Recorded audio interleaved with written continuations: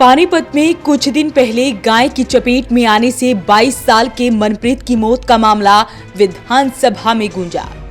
संख्या में सिर्फ पानीपत शहर में नहीं, मुझे लगता है कि कई जगह ये प्रॉब्लम होगी और इसका कोई ना कोई निदान तो करना ही पड़ेगा।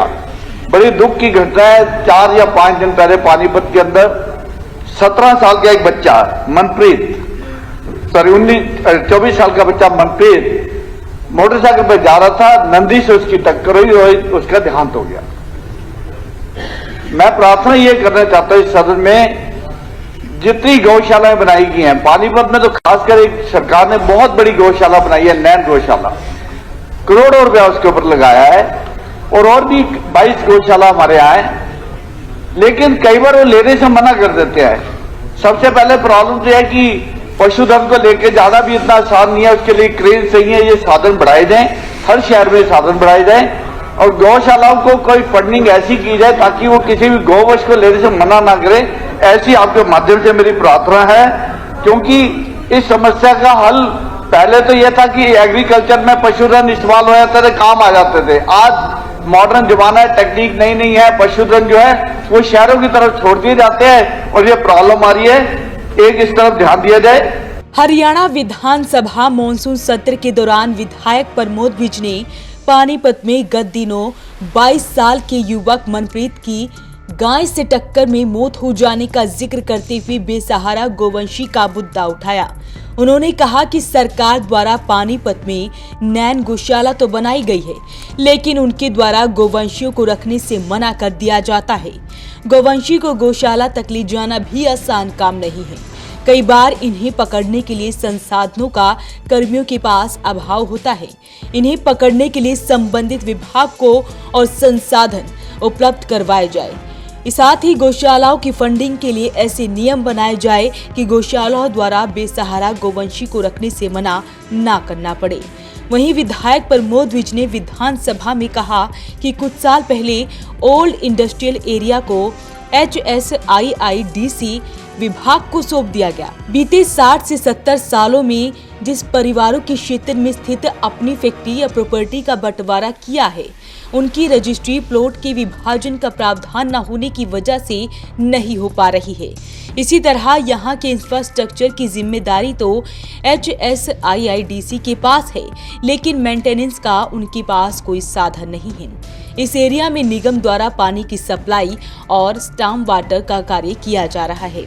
सीवरेज का कार्य HSIIDC के अधीन है, लेकिन उनके पास इस कार्य के लिए ना तो पर्याप्त साधन है और ना ही पर्याप्त फंड। सफाई, लाइट्स एवं सड़कों का प्रावधान निगम के पास है।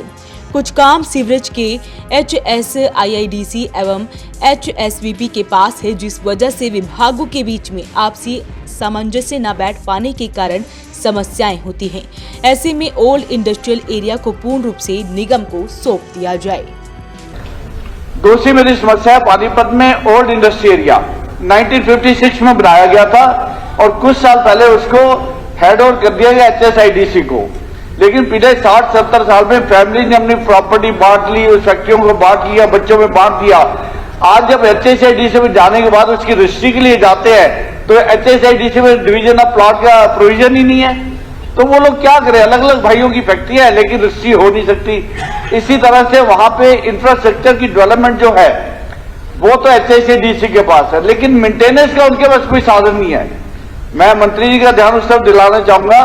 अब पानी की सप्लाई है वो निगम कर रहा है, स्टॉर्म वाटर निगम करता है, सीवरेज की देखभाल जो करनी है HSIDC ने करनी है, जिसके पास साधन भी नहीं है और जिसके पास वो फंड नहीं है इस चीज के लिए, वो इसको नहीं करते। इसी तरह HSVP में कुछ सेक्टर, इंडस्ट्रियल सेक्टर HSIDC को दे दिए गए, लेकिन आज भी हरियाणा के अंदर सफाई का प्रावधान जो है, लाइटों का, स्टॉर्म वाटर का, रोड्स का, ये सब निगम के पास है और कुछ काम जो है सीवरेज के वो इनके पास है, HSVP के पास। ये तालमेल नहीं बैठ पा रहे। मेरी प्रार्थना एक ही है कि HSVP के जो सेक्टर उन्होंने कुछ हैंड ओवर कर दिए कॉर्पोरेशन को, उसको कंप्लीटली कर दे ताकि निगम उसकी देखभाल करे, नहीं तो वापस ले ले।